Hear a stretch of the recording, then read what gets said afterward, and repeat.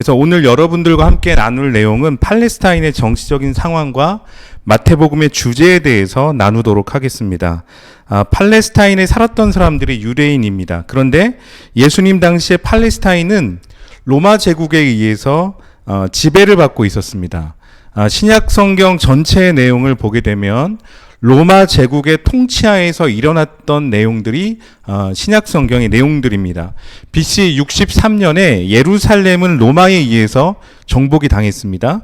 그리고 BC 27년에 로마는 줄리어스 시저의 조카인 가이우스 옥타비아누스의 통치 아래에 들어가게 됩니다. 그러면서 로마는 이때 있어서 가장 강력한 힘을 발휘하게 됩니다.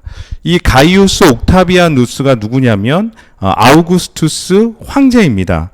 이 아우구스투스의 이름은 뭐냐면 존귀한 존엄한 자라는 뜻을 가지고 있습니다. 이 이름은 당시 로마의 원로원이 황제 옥타비아누스에게 바친 이름이 되겠습니다.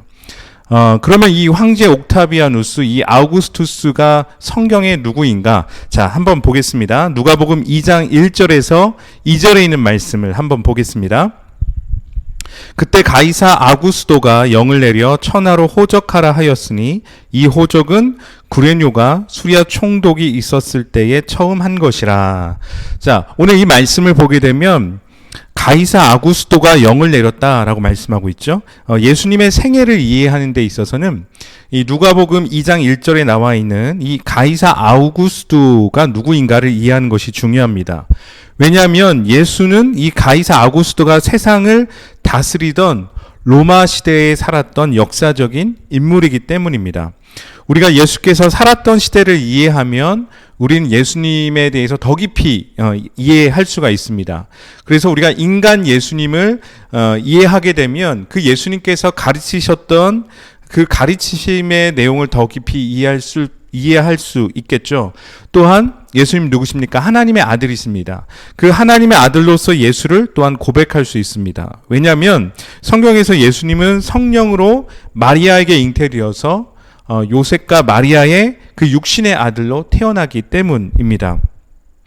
자, 그러면 이 가이사 아구스도가 누군가? 그는 누구냐면 아구스투스 황제를 말하고 있습니다. 이 아우구스투스 황제는 로마의 초대 황제입니다. 그의 성경의 명칭이 가이사 아구스도라는 겁니다.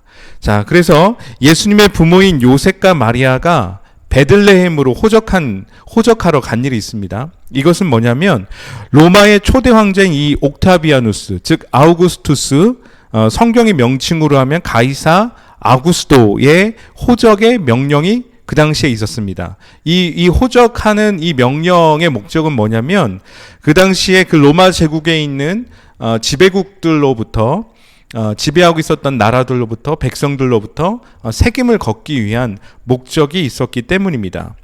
그래서 로마 제국의 통치자를 우리는 황제라고 불렀습니다. 그래서 가이사를 가이사랴, 케사르라고 이렇게 부르고 있죠. 그래서 영어로는 시저라고 부르고 있습니다. 독일어에 그 카이저란 말이 있습니다. 또한 러시아에는 그 차르라는 말이 있는데 이 뜻은 모두 다 황제란 뜻에서 그 케사르라는 이 단어에서 유래된 그런 단어들입니다. 즉, 여러분이 오늘 우리가 이해해야 될 것은 뭐냐면 예수님이 탄생할 때 로마의 황제는 누구였다? 가이사 아구스도였다.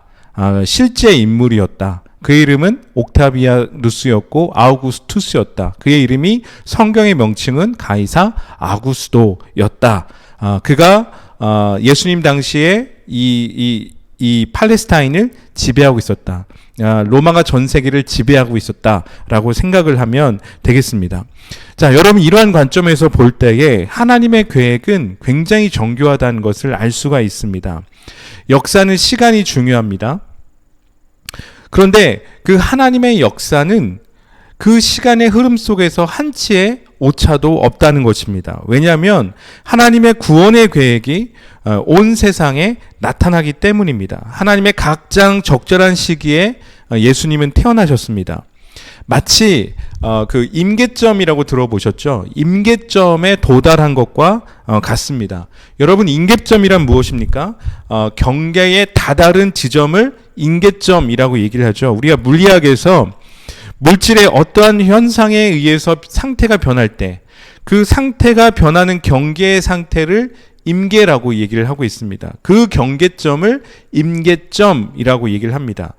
그러니까 고체가 액체로 변하거나 액체가 기체로 변하는 것처럼 어떠한 물질의 구조나 성질이 다른 상태로 바뀔 때에 온도와 압력이 주어지겠죠. 그 온도와 압력을 일컫는 말이 뭐겠습니까? 임계점이라는 겁니다. 그래서 그 임계점을 넘어서서 고체가 액체로 또 액체가 기체로 변하고 나면 온도나 압력이 임계점 이하로 내려가지 않는 한 다시는 액체나 기체로 돌아가지 않다는 겁니다.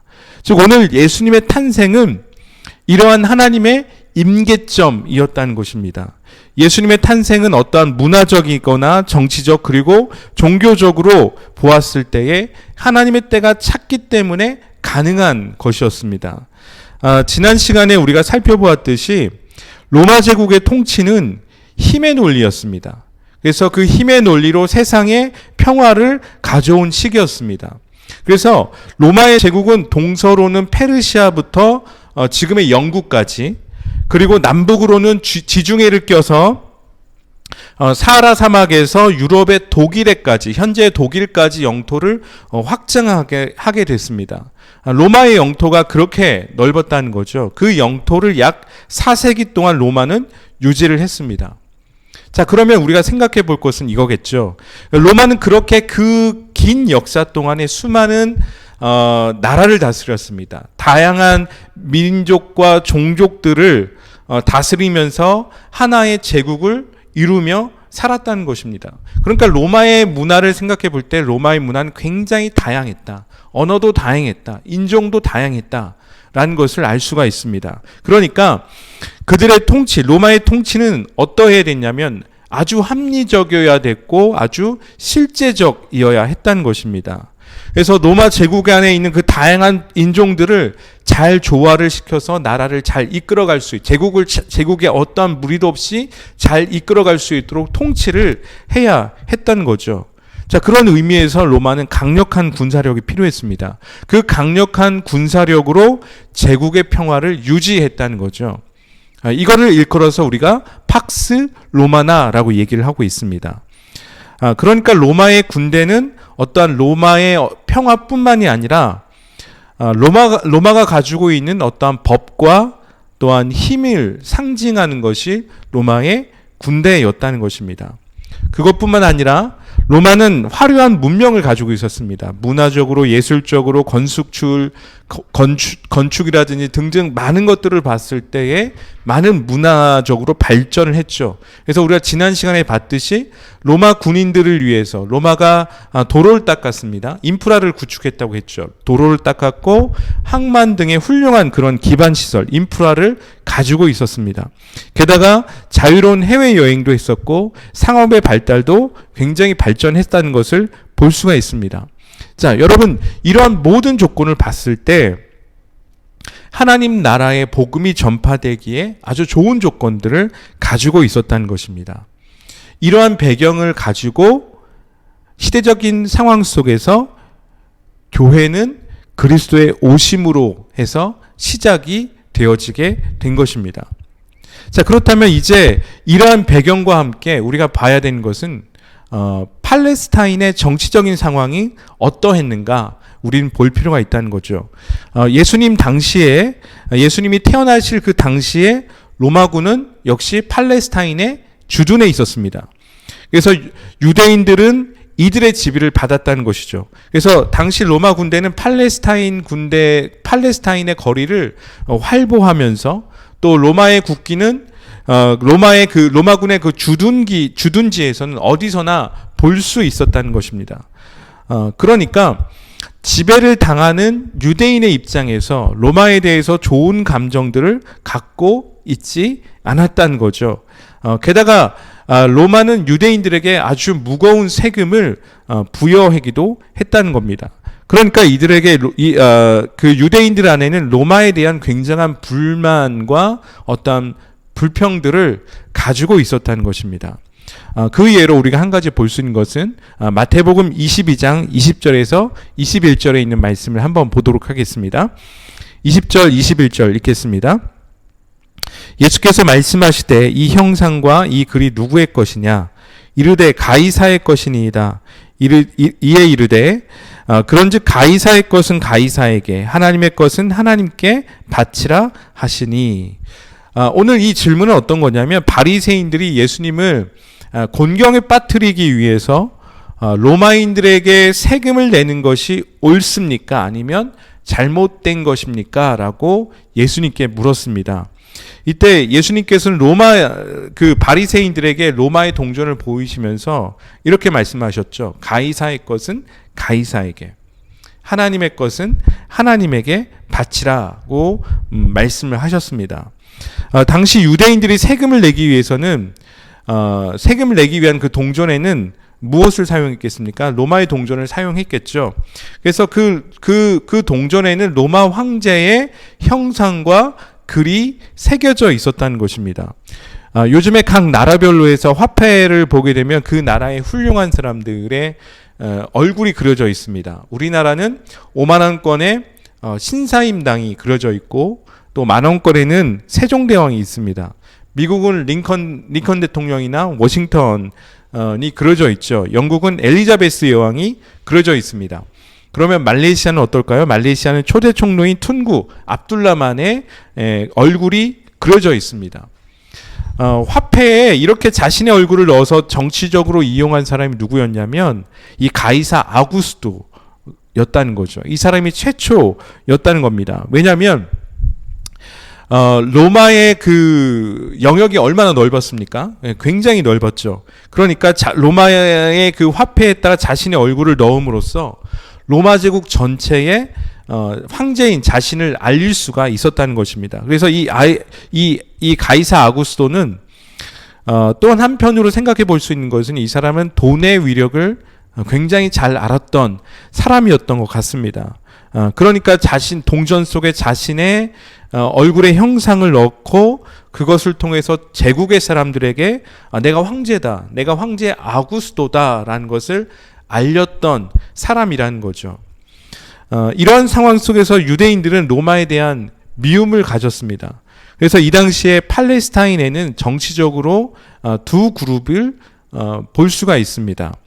서로 이 정치적인 이 두 그룹은 서로 정치적인 성향이 굉장히 달랐습니다. 하나는 열심당이었고 또 다른 하나는 세리였습니다.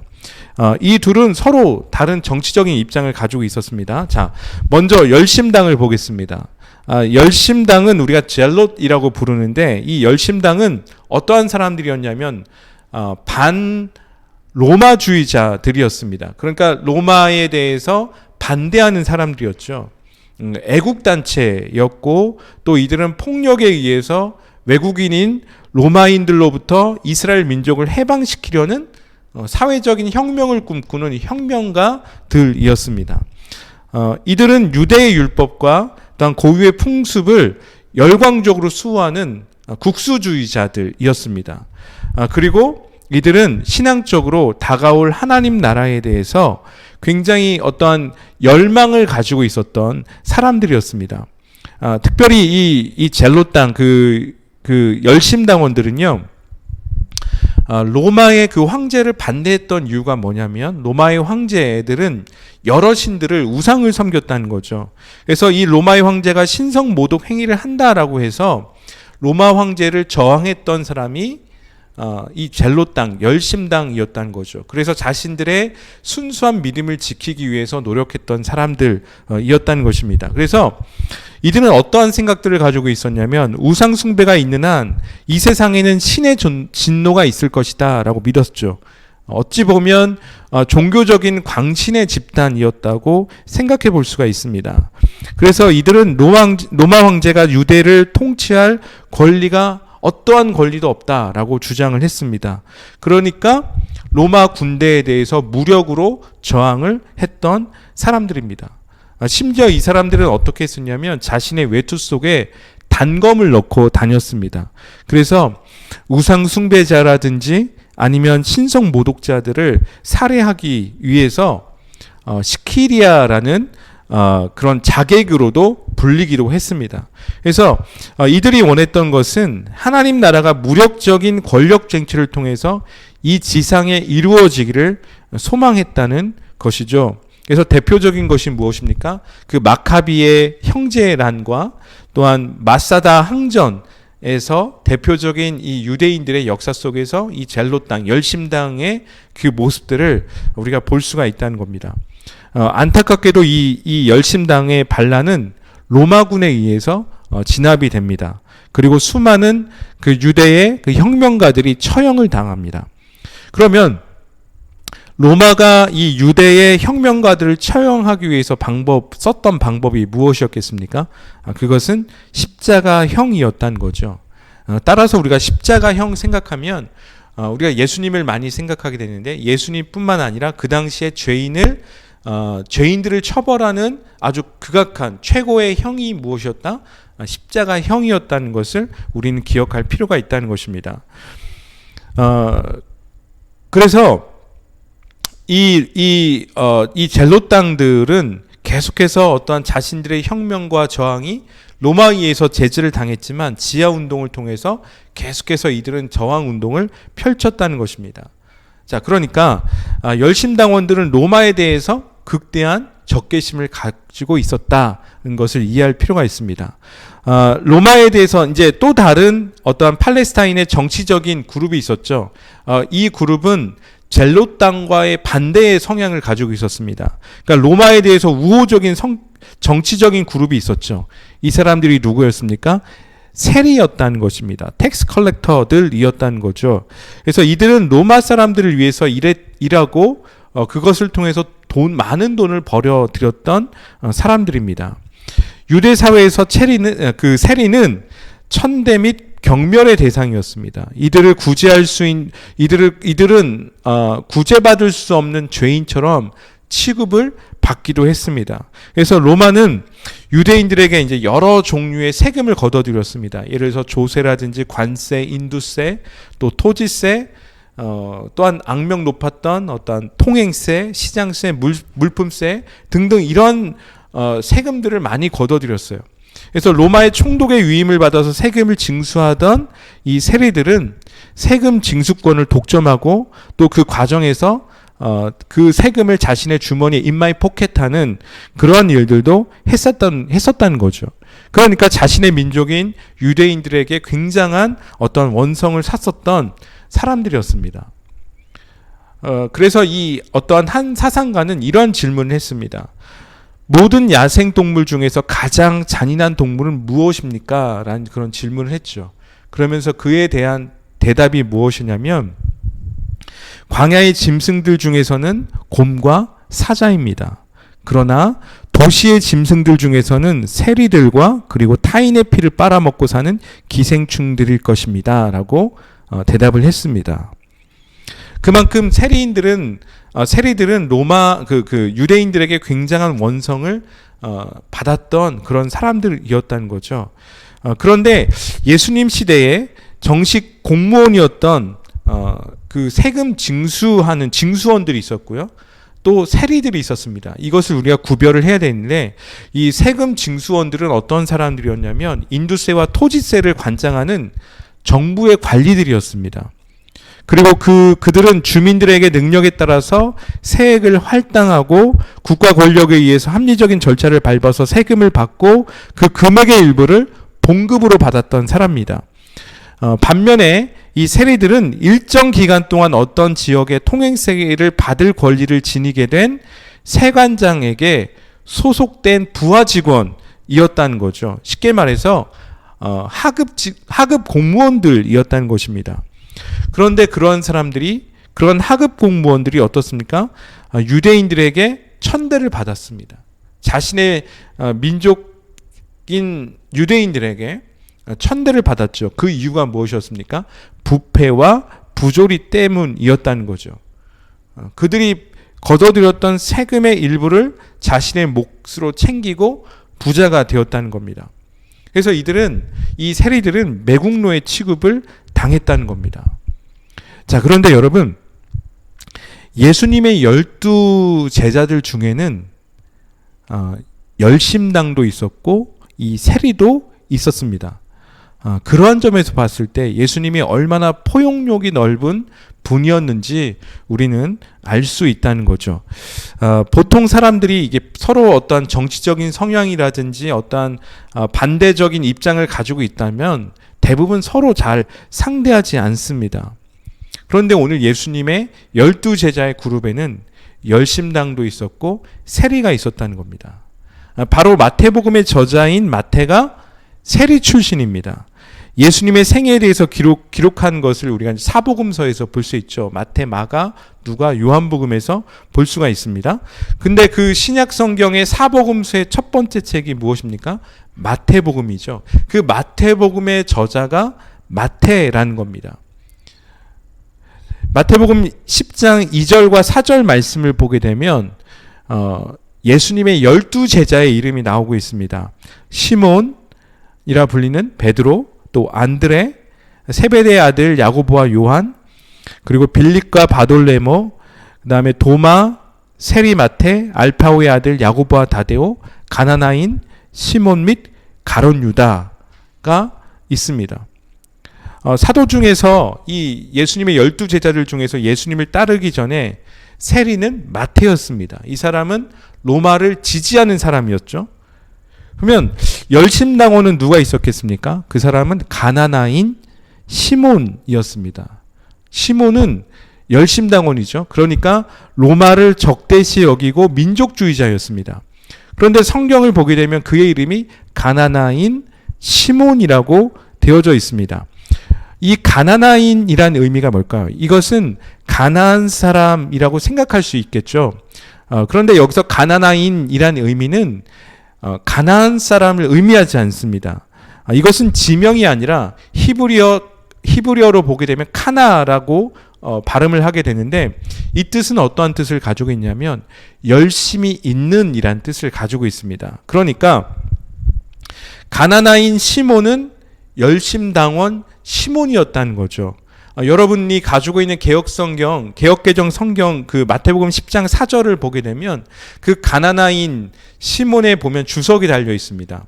각주가 달려 있는데 그 각주 그 밑을 보시게 되면 가나나인은 아람어에서 나온 열심당원이란 뜻이라고 되어 있다라고 적혀져 있습니다.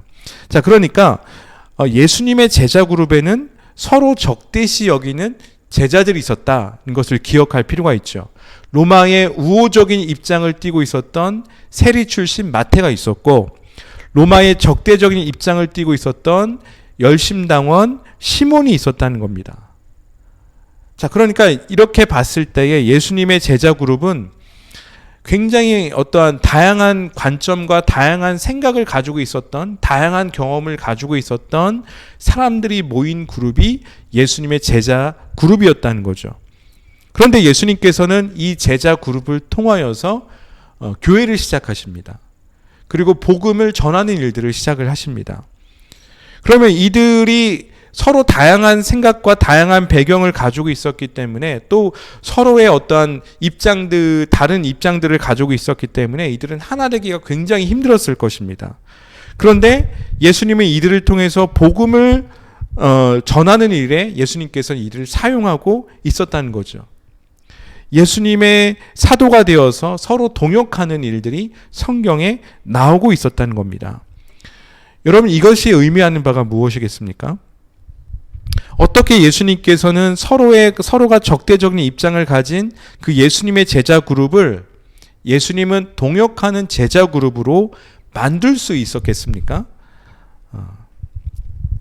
이것의 핵심 키워드가 뭐냐면, 이것의 핵심 대답은 뭐냐면 오늘 우리가 살펴보고 있는 마태복음의 전체적인 주제가 된다는 겁니다. 자, 그러면 마태복음의 전체적인 주제는 무엇입니까? 한 단어로 그것은 천국입니다. Kingdom of Heaven입니다. 천국의 원리가 있었을 때 이 제자 그룹은 하나를 이루어서 하나님 나라의 복음을 전파할 수 있었다는 겁니다. 마태복음에서만 약 50번 이상의 천국이란 단어가 나옵니다. 자, 그래서 여러분들이 마태복음을 읽으실 때는 천국이란 단어가 나올 때 밑줄을 긋는 연습들을 하시면 좋을 것 같습니다. 마태복음은 예수님의 천국 복음 사역을 기록한 책입니다. 그래서 천국에 대한 가르침이 있죠. 마태복음 5장과 7장을 보게 되면 예수님의 산상설교가 나오게 됩니다. 이것은 천국의 가치에 대해서, 천국의 그 원리에 대해서 보여주고 있는 것이 산상설교입니다. 산상설교 이후에 마태복음 8장과 9장을 보게 되면 예수님께서 기적을 행하십니다. 천국의 증거로서 약 10개의 기적을 예수님이 행하십니다. 그러면 마태복음 5장부터 7장에 나와 있는 산상수훈과 또 마태복음 8장과 9장에 나와 있는 그런 천국의 증거가 되는 기적들이 보여주고 있는 것은 무엇이겠습니까? 다 천국, 그 하나님 나라에 대해서 말을 하고 있다는 겁니다. 그런 의미에서 마태복음 4장 23절과 9장 35절에서 예수님이 이렇게 말씀하십니다. 예수께서 그들의 회당들에서 가르치시고 그들의 나라, 그 나라의 복음을 선포하시고 백성 가운데 모든 병과 모든 악한 것을 고치셨다라고 기록을 하고 있습니다. 예수님의 그 천국 사역을 세 가지로 이 말씀 속에서 정리하고 있죠. 티칭과 프리칭과 힐링입니다. 가르침, 선포하심, 또한 치유하심. 이 세 가지가 예수님의 천국 사역을 보여주고 있습니다. 자, 따라서 마태복음의 전체 주제는 천국이다라고 여러분들이 기억하시면 되겠습니다. 그래서 그리스도께서 가르치셨던 이 천국은 어떤 나라였습니까? 어떤 성격을 가지고 있는 나라였습니까? 힘의 논리로 의해서 지배를 당하는 나라였습니까? 다스리는 나라였습니까? 그렇지 않다는 거죠.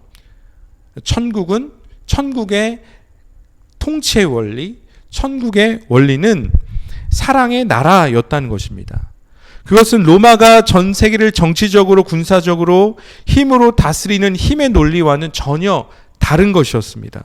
그리고 유대 혁명가들이 사회적 혁명을 이루고자 했던 어떤 정치적인 이념하고도 거리가 멀었다는 것입니다.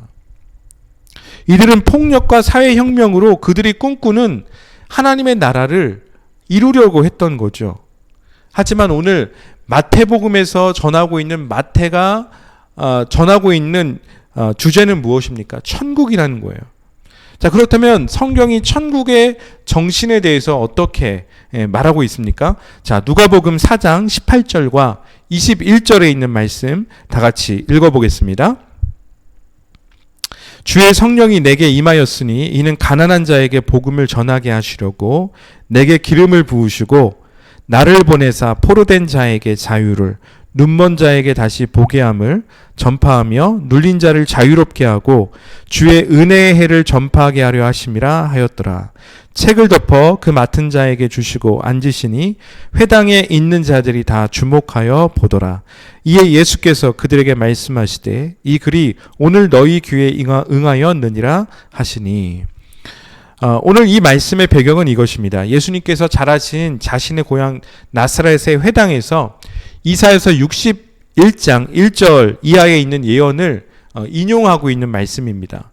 예수님이 전하는 소식은 폭력과 정치적으로 이루는 힘이 아니다. 그것은 천국의 원리가 아니다라고 예수님께서 말씀하고 있습니다.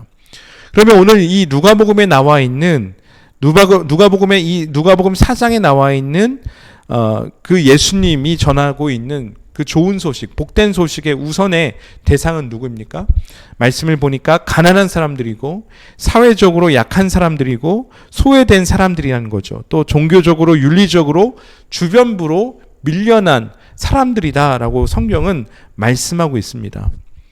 오늘 예수님께서 말씀하고 있는 하나님의 나라는 힘의 논리가 아니라 사랑에 의해서 세워져 간다는 것을 말씀하고 있다는 겁니다. 그러니까 열심당원 시몬과 세리 마태는 서로가 다른 정치적인 성향을 가지고 있었지만 이들이 주님을 만나고 복음을 접하고 이들의 삶이 변한 이후에는 이들이 서로 하나님 나라를 위해서 동역하고 하나님 나라를 위해서 사역하는 동역자가 되었다는 것을 우리는 이 말씀을 통해서 볼 수가 있다는 거죠. 어떤 것이겠습니까? 이 두 사람은 천국의 열매였다는 겁니다. 천국의 열매로서 사랑 안에서 하나가 되었다는 것을 우리들에게 보여주고 있다는 것입니다. 마태복음 5장 44절 말씀을 보게 되면 예수님이 이렇게 말씀하십니다. 나는 너희에게 이르노니 너희 원수를 사랑하며 너희를 박해하는 자를 위하여 기도하라 라고 말씀하고 있습니다. 예수님이 이렇게 말씀하고 있습니다. 원수를 사랑해라. 너희를 박해하는 자를 위해서 기도해라 라고 예수님께서 말씀하고 있습니다. 이것이 천국의 원리라는 거죠. 천국의 삶의 가치라는 것입니다. 원리 원칙이라는 것입니다.